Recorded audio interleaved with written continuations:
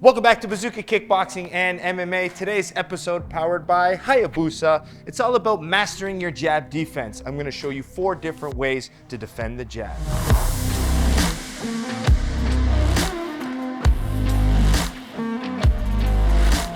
All right, in today's episode, we're talking about mastering the jab defense. So we're going to start with what makes a good jab first, all right? So what makes a good jab is first thing is not being stationary when you throw it. So a good jabber isn't just going to stop here and then jab at you, right? A good jab is going to come off of a feint, off of some movement, right? If I'm feinting, distance, and then boom, right? I'm reacting with speed. I might be changing angles. I can throw a jab from a low line, a high line, right? I can double my jab up with feints. So you want to be aware of that, right? So when I teach the different types of defenses, I want you to be aware that each form of defense is going to be better in each range. Some are going to be safer than the other. So let's break it down. Now that you know what that good jab kind of looks like, we're going to talk about the defense. Now, a good jabber, right? He's feinting, he's moving. The number one thing you're going to do to avoid anything, and I'm not even going to include this on the list of the 4 ways you're going to defend it, because it's obvious, right? So Darrell's feinting me, he's trying to shoot his jab. The first thing I need to do is just move my feet. As soon as I see him start feinting and before he throws, I'm adjusting my distance. I'm creating my distance management. I want that space so when he does throw, right, boom, I'm out here with it. I can catch the punch here. But if I let Darrell feint his way in and then I stop moving, that's where the jab is going to become effective. So first things first is that distance management. You got to move, stay long, right? Especially if you know they're good with the jab, start moving and start circling, okay? Main thing. The other thing is I don't want to move back here. I want to get my head and I want to keep moving my head as I'm moving, right? He's trying to pop my nose with the jab. So while I'm moving, right, you see me here. Even though I'm outside range, look, my head is getting offline. I'm moving and I'm keeping this in front of me with my distance management, right? So first things, evade, move your head. So let's get into the first form of defense, right? And that's going to be the parry. Now, just give the example. Darrell's bigger, he's taller, he's athletic, right? So I need to be very aware. And with his athleticism, he can shoot that jab very quickly. So as I evade, eventually I have to close the distance. I can't just keep evading the jab without being able to come back because I want to counter him, right? I want to win the fight. So I start coming in closer and I start trying to look for my parry. Now, when I parry, I'm going to try to stay as long as possible, but I don't want this hand to come too far in front because then it's opening up. He can feint and then come around. So as I start coming here, I'm still going to keep a nice high guard. As I start pressuring, I start parrying that jab. Now, when I parry it, I'm going to keep a nice lead wedge here. I don't want him to be able to split my guard because if I'm lazy with this arm here and I go to parry and he throws a nice vertical jab up the middle, it's still going to split me. So you see me defending from here, still creating a nice strong lead forearm or lead elbow to be able to block. So first throws his jab, right? First thing I'm going to do is I'm going to evade it, stay safe. Now I want to start coming in slowly, slowly. Boom. See how I catch it here and I feel nice and safe. Okay, so that's your parry. Now, a parry can be used long distance like I'm doing here, right? So I can be here. Now, even when I parry with this long distance parry, you notice when I jab, I backstep a little bit because I want to give the illusion my head is here and then I just step out, and I like to even step out on an angle because maybe next time I can start countering, right? Start building that confidence on those angles, okay? So first things first, I evade, yeah, boom, yeah, see how I moved? Now I parry long distance, but I could also parry closer distance. See how I walk in and I try to jam the jab. So a parry can be used long with the back step, or I can almost jam the punch by stepping into the jab with the parry, okay?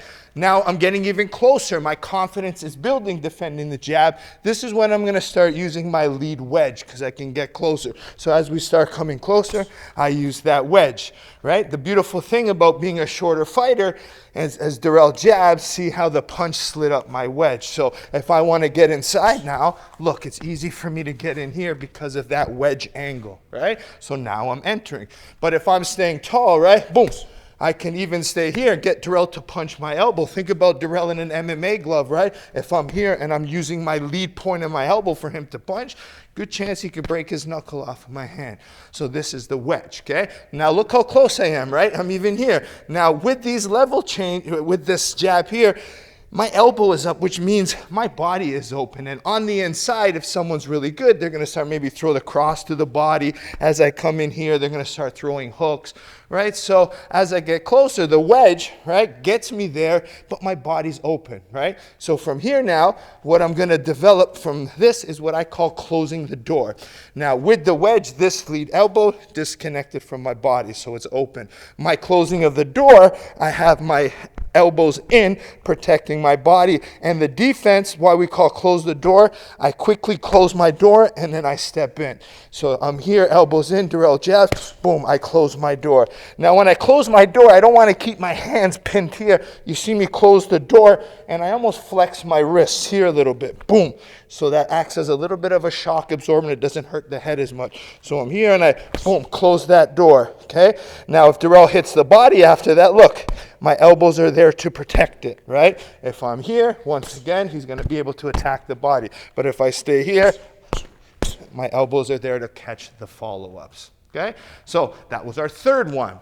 Now it goes to the fourth one, which is more your traditional, more boxing styles. That's when we start slipping the punches. Now, if you're new to defending the jab or you're new to fighting, even early amateur fighters, in kickboxing, yes, it's nice to slip, but you need to be careful with all these rollings, dipping the head. As you're newer, really focus on making sure you master the other forms first. Then as you get more experience, this is when you want to start slipping off and being able to generate those counters. Now, with this slipping of the jab, now the biggest habit a lot of new people make is when they slip, they're almost scared. Yes, they get their head offline, but they move backwards, right? Because they're a little bit scared. Well, that's more dangerous because if I do this here and I'm scared and he throws that hand, I'm open. So you have to start building that confidence of being able to get inside that elbow position, and then you can cut little angles and be safe, okay? So one of the ways I like to teach this one is as Darrell jabs, I like to touch the body here as well because it puts me in a nice strong position, one here. Even if Darrell throws his right hand, look, I have a protected shoulder here, right? Because I'm here, I touched here. Right? I'm safe. Head is offline, but I'm also in a strong position to counter. Bang, if I need to, or I'm in a strong position to cut an angle and I could exit out if I need to. Okay? So those are your four, right? So you notice each one starts long and we get closer, we build our confidence, and we have different types of jab defense. Now, once you get comfortable with it and you've practiced all the different four, this is where you can practice more of a live drill. This is where Darrell's going to try to use his feints, right? Now you'll notice little tricks. Like I said, Darrell's moving, he's feinting. Okay, we're doing a live drill. Now, if I'm sitting here, I just started, I need to be careful, right? So what am I going to do? Since I don't know, I'm going to keep a high guard and I'm going to move at first, right? I'm moving my head, I'm moving my feet. Yeah, I might be using, evasion, but I'm still keeping my hands. Now I'm building a little bit more confidence, right? I'm going to start parrying, catching him, right? Start creating small angles with my footwork and my head movement. Okay, now the parry's going good, right? I'm going to start coming forward with my wedge. Yep. Now I'm building that confidence. See, he's trying to cut angles. So as I'm not sure and he starts feinting, I'm going to put on my most defensive position, my head guard, right? So here I'm waiting for that comfort, right? It's the safest. My whole head is protected. Okay, now I'm going to get even closer. Boom, yeah. See, I'm inside, right? Boom, yeah, I'm inside. Yeah, boom. I can start creating and cutting my angles, okay? So you can see how a simple drill can be played into something more live. And you do this with different bodies, you get different shapes, different speeds, different tempos, and then you really get this, okay? So the main point I want to give you, jab defense comes at different ranges, right?